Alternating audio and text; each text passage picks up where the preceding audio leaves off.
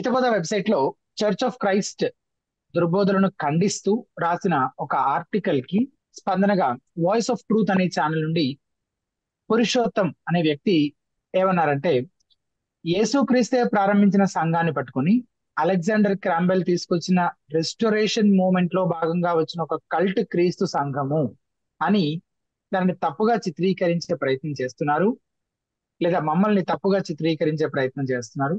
క్రీస్తు సంఘం మీద బురద జల్లే కార్యక్రమం చేపట్టారు అని ఆరోపిస్తున్నారు. ఆ వీక్షకులకు ఈ విషయాన్ని గురించి ఇంకాస్త క్లారిటీ ఉండడం కోసము దీనికి సంబంధించిన ఒక క్లిప్ ని మేము ఇప్పుడు ప్లే చేస్తున్నాము. వీక్షకులంతా శ్రద్ధగా చూడండి. తర్వాత విభు గారు దీని విషయమై స్పందిస్తారు. క్రీస్తు సంఘం అంటే అలెగ్జాండర్ క్యాంబెల్ తో ప్రారంభమైందని మీ అజ్ఞానపు వాదన మాత్రం 100% తప్పని చెప్తున్నాను.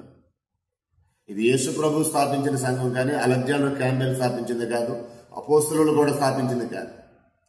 నేను నా సంఘమును కట్టుదనని మత్తయి సువార్త 16:18 దేవుని అపోస్తుడైన యేసు ప్రభు అన్నారు. మరియు నువ్వు పేతురు, ఈ బండ మీద నా సంఘమును కట్టుదును, పాతాళ లోక దూరములు దాని ఎదుట నిలువనారవు, పరలోక రాజ్యం యొక్క తాళసేవలు నీకు ఇచ్చేదని అన్నాడు. యేసు వారు స్వయంగా చెప్పిన మాట ఇది. నేను నా సంఘాన్ని కడతానని ఆయనే చెప్పాడు. అపోస్తుల గారు 20:28 సంఘము ఆయన సొత్తు, ఎందుకంటే ఆయన రక్తమిచ్చి కొనుక్కున్నాడు. ప్రకటన గ్రంథం 5:9-10 ఆ సంఘము దేవుని కొరకు కొన్నాడని దేవుని సంఘం అన్నాడు. ఆ సంఘము కొన్నది క్రీస్తు గనక క్రీస్తు సంఘం అన్నాడు. వాస్తవానికి మీ లెటర్లో, మీ వ్యాఖ్యానంలో క్రీస్తు సంఘం వేరు దేవుని సంఘం వేరు అని రూపంలో వచ్చింది. మరి అది ఎంత నిజమో నాకు తెలియదు, కానీ వాస్తవానికి క్రీస్తు సంఘం వేరు దేవుని సంఘం వేరు కాదు, ఒకటే సంఘము. అది క్రీస్తు కొన్నాడు గనక క్రీస్తు అన్నాడు, అది దేవుని కొరకు కొన్నాడు గనక దేవుని సంఘం అని బైబిల్లో మాట్లాడుతుంది. ఆ సంఘాన్ని పర్యాయ పదాలు చాలా ఉన్నాయి. అయితే మీరు మాట్లాడిన దాంట్లో అలెగ్జాండర్ క్యాంబెల్ తెచ్చాడు దీన్ని అనే మాట, అది వాస్తవ దూరం, అది అజ్ఞానపు వాదన, అది తెలియక బురద జల్లే కార్యక్రమం అదని మీకు జ్ఞాపకం చేస్తున్నాను. ఎస్, విభు గారు దీనిపై మీ స్పందన ఏంటో తెలియజేస్తారా? దానిపై మా స్పందన చాలా సులభంగా వీక్షకులు అర్థం చేసుకోవడానికి, అంటే ఆ కాంటెక్స్ట్ అంతా కూడా మీరు యశ్వంత్ గారు చెప్పినటువంటి ఆ సోర్స్లో ఆ వీడియో అంతా కూడా మీరు క్లియర్గా వినొచ్చు. సో ఆయన వాదన ఏంటో, ఆయన దాన్నంతా ఎలా మేము చేసినటువంటి ఆర్టికల్ పైన స్పందిస్తూ ఎలాంటి అభ్యంతరాలు లేవనెత్తే ప్రయత్నం చేశారు అనేది మీరు చూడొచ్చు. వాస్తవానికి మేము ఆ వీడియో అంతా చూసిన తర్వాత స్పందించదగిన పాయింట్ అంటూ ఒకటైనా ఉంటే అది ఇదే, ఇప్పుడు మీకు చూపించినటువంటి ఆ క్లిప్పే అనమాట. అది కాకుండా ఇంకా మిగతా అంతా కూడా సాతాను బోధకులు, అబద్ధ బోధకులు అని మా పైన బురద జల్లుతూ కాలక్షేపం చేశారు ఆయన. కేవలం మేము అబద్ధపు ఆరోపణ చేశామని చెప్పి ఆయన ఒక అభియోగం మా మీద వేసింది ఏంటి అని అంటే, అలెగ్జాండర్ క్యాంబెల్ ద్వారా వచ్చిన రెస్టోరేషన్ మూమెంట్లో భాగంగా క్రీస్తు సంఘం అనేది వచ్చింది, చర్చ్ ఆఫ్ క్రైస్ట్ అనేటటువంటిది వచ్చింది అని మేము చెప్పిన దాన్ని ఆధారం చేసుకుని, అసలు యేసుక్రీస్తు ప్రభు తన సంఘాన్ని ఆయనే కడతానన్నాడు, అది ప్రారంభం నుండి యేసు ప్రభు యొక్క పరిచర్య ద్వారా కట్టబడినటువంటి సంఘము, ఆయనే నిర్మించినటువంటి సంఘం, దాన్ని అలెగ్జాండర్ క్యాంబెల్కో లేకపోతే ఇంకెవరికో ఆపాదించి మీరు మాట్లాడడం అనేది మా పైన బురద చల్లడం అన్నటువంటి వివరణ ఆయన ఇచ్చేటటువంటి ప్రయత్నం చేసినట్టుగా మీరు చూశారు ఆ వీడియో క్లిప్లో.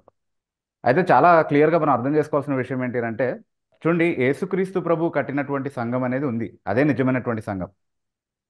ఆ సంఘాన్ని ఎలా గుర్తిస్తాము అని అంటే, అది అన్ని స్థలాల్లో అన్ని కాలాల్లో జీవించినటువంటి యేసుక్రీస్తు ప్రభు యొక్క నిజమైనటువంటి విశ్వాసులు, ఎవరైతే వాక్యానుసారంగా యేసుక్రీస్తు ప్రభుని అర్థం చేసుకుని ఆయనకు నిజంగా లోబడ్డారో, ఆయన ప్రణాళికకు ఎవరైతే, ఆయన రక్షణ ప్రణాళికకు ఎవరైతే విధేయత చూపించారో, ఆయన రక్షణ పిలుపుకి, ఆయన సువార్త పిలుపుకి ఎవరైతే విధేయత చూపించి ఆయన బిడ్డలయ్యారో, వాళ్ళందరూ కూడా యేసుక్రీస్తు ప్రభు యొక్క సార్వత్రిక సంఘానికి చెందినటువంటి వారు.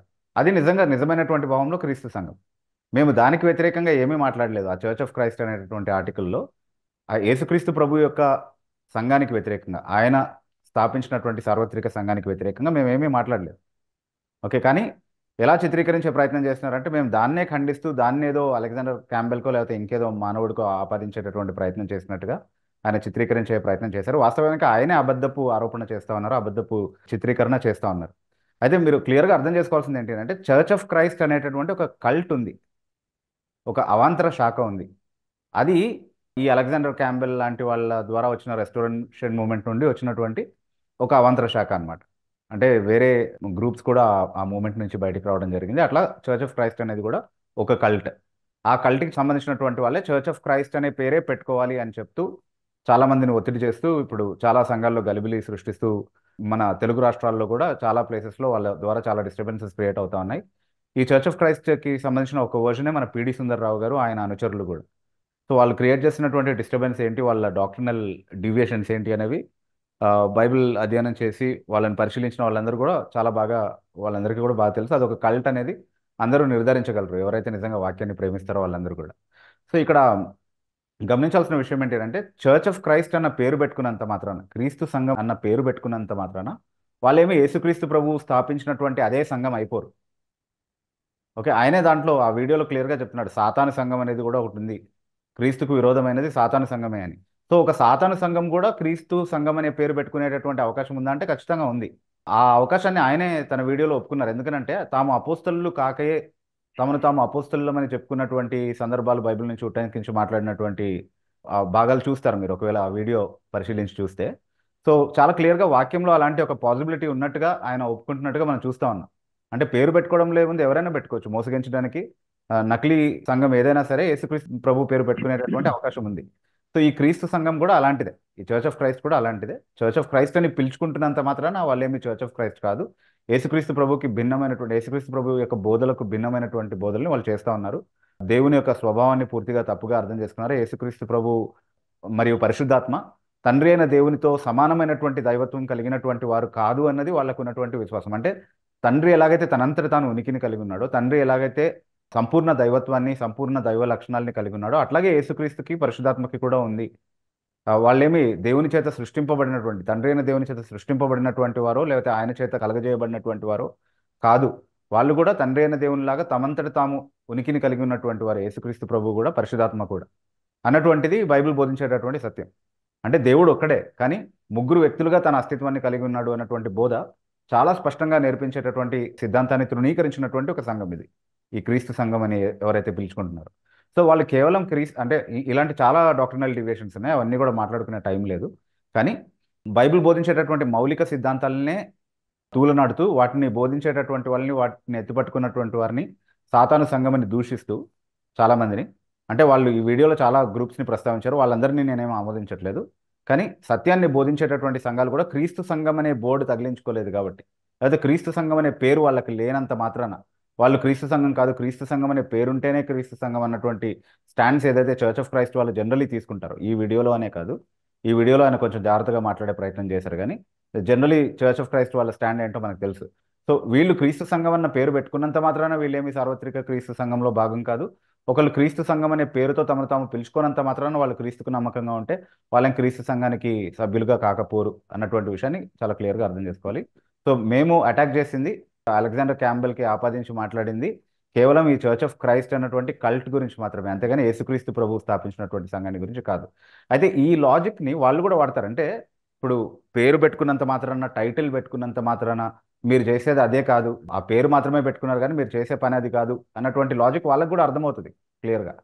కేవలం విక్టిమ్ రోల్ ప్లే చేయడం కోసం మాత్రమే చర్చ్ ఆఫ్ క్రైస్ట్ని అటాక్ చేస్తున్నారు, అంటే యేసుక్రీస్తు సంఘాన్ని అటాక్ చేస్తున్నారు అన్నటువంటి మాటలు వీళ్ళు చెప్తా ఉంటారు. కానీ చూడండి, నేను ఒక చిన్న క్లిప్ మీకు వినిపిస్తాను అదే వీడియోలో నుంచి, ఒక 10 seconds వీడియో, అది towards the end of the video ఉంటుంది, అదొకసారి వినండి. హితబోధని ఎట్లా అటాక్ చేస్తున్నాడు చూడండి ఆయన, అదే లాజిక్తో. ఇప్పుడు మేము ఏ లాజిక్తో అయితే చర్చ్ ఆఫ్ క్రైస్ట్ని అటాక్ చేస్తున్నామో ఆ లాజిక్ ఆయనకు ఎంత బాగా అర్థమైందో, దాన్ని ఇతరులపైన ఎంత బాగా ఆయన వినియోగించగలడో మీరు చూస్తారు. ఒకసారి ఆ క్లిప్ ప్లే చేస్తారు, చూడండి.